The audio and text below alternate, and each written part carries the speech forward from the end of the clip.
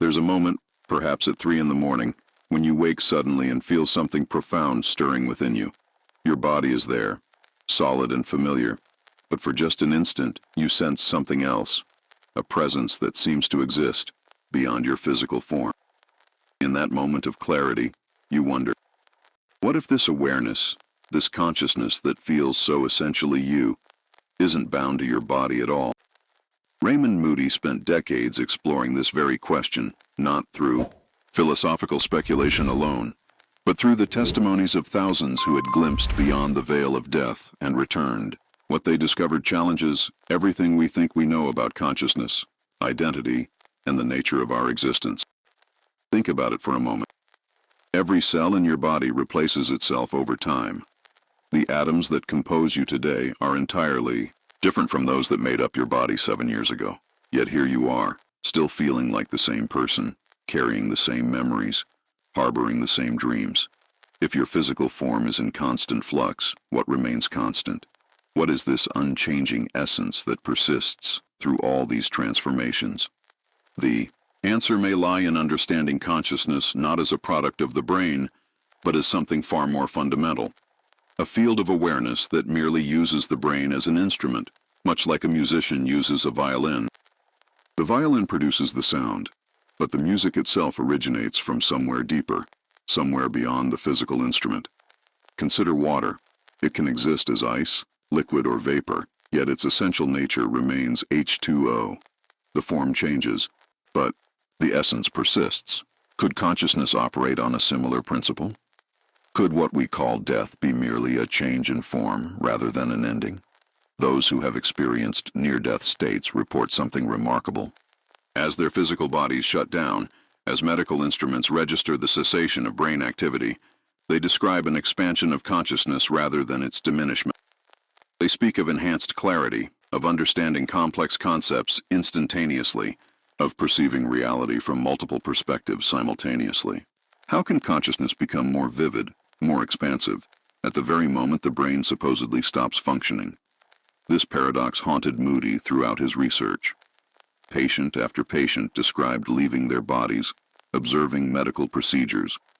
From above, traveling through tunnels of light, encountering beings of pure love and wisdom. But perhaps most significantly, they returned with an unshakable conviction that consciousness, their true self, existed independently of their physical form. One woman described it as taking off a heavy winter coat. The coat was useful, even necessary for a time, but it was never who she truly was. Another compared it to waking from a dream, suddenly remembering that the dream character wasn't their real identity. These weren't hallucinations or oxygen-deprived fantasies. These were glimpses into the true nature of consciousness itself. The implications are staggering. If consciousness merely inhabits the body, rather than being produced by it, then what we call death is not an extinction, but a transition. The caterpillar doesn't die when it becomes a butterfly. It transforms. The wave doesn't cease to exist when it merges back into the ocean. It returns to its source. Yet we cling so desperately to our physical forms, to these temporary vessels that house something infinitely more vast. We identify so completely with our bodies that we forget we are the awareness that observes the body, the consciousness that experiences through it. It's like mistaking the telescope for the astronomer, the window for the one looking through it. Think of a time when you were completely absorbed in something, reading a book, listening to music, lost in conversation with someone you love. In those moments, your awareness of your physical body fades away. You forget about your aching back, your tired feet, even your sense of time dissolves. Where did you go in those moments? The truth is, you didn't go anywhere. You simply shifted, your identification from the body to pure awareness itself. This is what those who return from near-death experiences try to tell us. They describe a state where the boundaries of self expand infinitely, where consciousness exists in its pure form, unfiltered by the limitations of physical senses. They speak of knowing things directly, without the need for words or concepts, of experiencing love so profound it defies description, of understanding the interconnectedness of all existence in a single moment of revelation. But here's what's truly remarkable. This expanded state of consciousness isn't something foreign or otherworldly. It's our natural state, temporarily obscured by our intense focus on physical existence. Like a drop of water that has forgotten it's part of the ocean, we've forgotten our true nature as boundless awareness. The fear of death, then, stems from a fundamental misunderstanding. We fear the loss of consciousness because we've confused consciousness with its temporary container. It's like fearing the destruction of a radio because we think the radio creates the music, when in reality it merely receives and transmits signals that exist independently of the device. Moody's research revealed that those who glimpse beyond the physical often return with a profound shift in perspective. They no longer fear death because they've experienced firsthand that consciousness doesn't end, it transforms. They describe feeling more alive outside their bodies than they ever did within them, experiencing a freedom and expansiveness that makes physical existence seem almost claustrophobic by comparison. One man who had been clinically dead for several minutes described returning to his body as squeezing into a suit that was several sizes too small. The consciousness that had expanded to embrace universes now had to compress itself back into the confines of a physical form. Yet he returned grateful for the experience, understanding that even this limitation serves a purpose in the grand tapestry of existence. Consider how we experience consciousness even within our daily lives. In dreams, we create entire worlds, populate them with characters, experience adventures that feel completely real in the moment. Our consciousness demonstrates its creative power every night, showing us that it's not bound by physical laws or limitations. Yet we wake each morning and immediately dismiss these experiences as just dreams, returning to the belief that only physical reality is real. But what if the opposite is true? What if our waking life is the dream, and what we glimpse in expanded states of consciousness is closer to our true reality? This isn't mere philosophical speculation. Those who have died and returned consistently report that the reality they experienced beyond the physical was more real, more vivid, more authentic than anything they'd known in physical life. They describe colors that don't exist in our spectrum, music that transcends sound, communication that occurs through direct knowing rather than words. They speak of accessing vast libraries of knowledge instantaneously, of understanding complex universal principles in a flash of insight.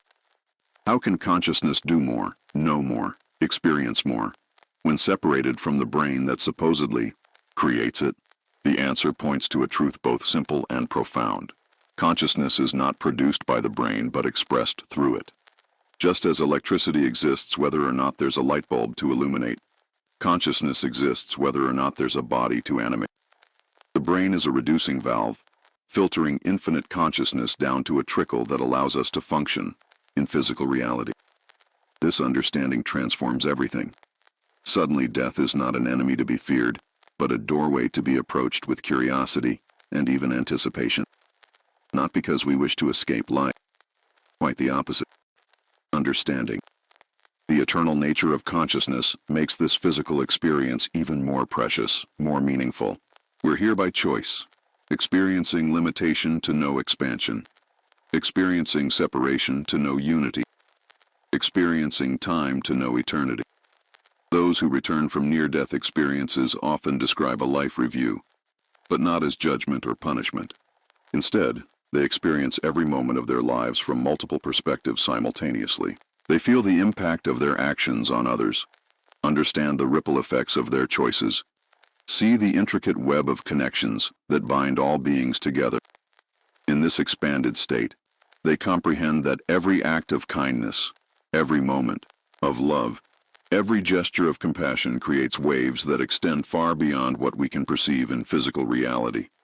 This life review reveals something profound about the nature of consciousness. It shows that nothing is ever truly lost. Every experience, every emotion, every thought is recorded in the fabric of consciousness itself. The memories you think you've forgotten, the love you thought was lost, the connections you believed were severed, all of it exists eternally in the field of consciousness that is your true nature. But perhaps most significantly, those who glimpse beyond the veil return with the understanding that consciousness is fundamentally created. We are not passive observers of reality, but active participants in its creation. Every thought, every belief, every expectation shapes the reality we experience. This isn't just true in the afterlife, it's true here and now. We are constantly creating our experience through the lens of our consciousness. Think about water again. It takes the shape of whatever container it fills, yet its essential nature remains unchanged. Consciousness works the same way. It takes the shape of whatever beliefs, thoughts, and expectations we hold, yet its fundamental nature, infinite, eternal, creative, remains constant. When we understand this, we begin to see death not as an ending, but as a release from one container into limitless possibility. The fear that grips us when we contemplate death is really the ego's fear of dissolution. The ego, that sense of separate self we've constructed through years of identification with the body and personality, knows it cannot survive the transition. But you are not your ego. You are the consciousness that observes the ego, the awareness that exists before, during, and after the ego's performance on the stage of life. Moody's work revealed that those who die and return often lose their fear of death completely. But more than that, they lose their fear of life. They understand that consciousness cannot be harmed, cannot be diminished, cannot be destroyed. This understanding brings a profound freedom, the freedom to live fully, to love deeply, to take risks, to embrace every moment of this physical experience without the paralyzing fear of its ending. They return with gifts, not just for themselves, but for all of us. They bring back evidence that love is the fundamental force of the universe, that consciousness is eternal, that death is an illusion created by our limited perspective. They show us that what we fear most is actually a return to our natural state of unlimited awareness. Many describe encountering a being of light during their near-death experience, a presence of such overwhelming love and acceptance that it transforms them forever. But here's the remarkable thing. Many realize that this being of light is not separate from them. It's their own higher consciousness, their true self, welcoming them home. The love they experience is the love they are, finally recognized and embraced. This recognition changes everything. If we are, in our essence, beings of light and love temporarily inhabiting physical forms, then every interaction becomes sacred. Every person we meet is another expression of this same consciousness, another facet of the infinite diamond of awareness. The separation we perceive is the grandest illusion of all. The journey back to the body after these profound experiences is often described as the most difficult part. Imagine expanding to embrace galaxies, understanding the interconnectedness of all existence, experiencing love beyond description, and then having to compress all of that back into the confines of a physical form. Many report a sense of grief, not for what they've lost, but for what they must temporarily set aside to continue their earthly journey. Yet they return with a mission. Having glimpsed the truth of consciousness, they feel compelled to share it with others still trapped in the fear of death. They speak of consciousness as a river that never stops flowing, sometimes visible on the surface, sometimes flowing underground, but always moving, always present, always alive. Death, they tell us, is simply the moment when the river goes underground, only to emerge again in a new landscape. This understanding transforms how we approach not just death, but life itself. If consciousness is eternal, if we are essentially indestructible, then what is the purpose of this physical experience? The answer, according to those who have glimpsed beyond, is growth, expansion, and the evolution of consciousness itself. We are here to learn, to experience, to create, and most importantly, to love. The physical world, with all its limitations and challenges, serves as a classroom for consciousness. Here, we learn through contrast. We experience separation to understand unity. We face fear to discover courage. We encounter darkness to appreciate light. We taste mortality to comprehend our immortality. Each challenge, each obstacle, each moment of suffering serves as a catalyst for the expansion of consciousness. Those who return from near-death experiences often describe a profound shift in values. Material possessions lose their allure. Status and recognition become meaningless. Instead, they focus on relationships, on acts of kindness, on the cultivation of inner peace. They understand that when consciousness finally leaves the body permanently, the only thing it takes with it is love. The love given, the love received, the love that transformed both the giver and the receiver. This truth echoes through the accounts of thousands who have glimpsed beyond the veil. They return with the message that consciousness is not just eternal, but infinitely creative. In the realm beyond the physical, thought becomes reality instantly. Desire manifests immediately. The gap between intention and creation disappears. This is why the cultivation of our consciousness here and now is so crucial. We are learning to be conscious creators, to wield the power of awareness responsibly. The implications are staggering. If consciousness survives death, if it continues to evolve and create beyond the physical realm, then every moment of this life is preparation for that greater existence. Every choice we make, every thought we nurture, every emotion we cultivate, shapes not just our current reality, but our eternal journey. Many who return from near-death experiences describe accessing vast libraries of knowledge, understanding complex universal truths in an instant. They realize that all knowledge, all wisdom, all truth already exists within consciousness itself. The brain doesn't create this knowledge. It merely filters and focuses it for use in physical reality. When freed from the brain's limitations, consciousness can access its infinite nature directly. This understanding offers profound comfort to those facing death, whether their own or that of loved ones. Death is not an ending, but a graduation. It's not a wall, but a doorway. It's not extinction, but transformation. The consciousness that animated the body simply continues its eternal journey, carrying with it all the love, wisdom, and growth accumulated during its physical sojourn. The fear of death begins to dissolve when we understand that we are not human beings having spiritual experiences, but spiritual beings having a human experience. This body, this personality, this lifetime is just one chapter in an infinite story, the essence of who we are. Pure consciousness, pure awareness, pure love, cannot die because it was never born. It simply is, has always been, and always will be. As we stand at the threshold of this understanding, something profound begins to shift within us. The daily anxieties that once seemed so overwhelming start to fade. The fear of loss, the dread of endings, the terror of the unknown, all begin to dissolve in the light of this greater truth. We realize that we've been living in a self-imposed prison, confined by our identification with the temporary when our true nature is eternal. Those who have touched this eternal consciousness and returned speak of a love so vast it defies description. Not the conditional love we know in human relationships, but an unconditional acceptance that embraces all aspects of our being.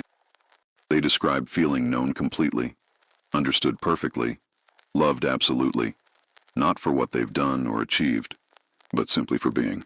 This love, they tell us, is the very fabric of consciousness itself. In this space of infinite love, judgment disappears. The life review that so many describe is not about punishment or reward, but about understanding.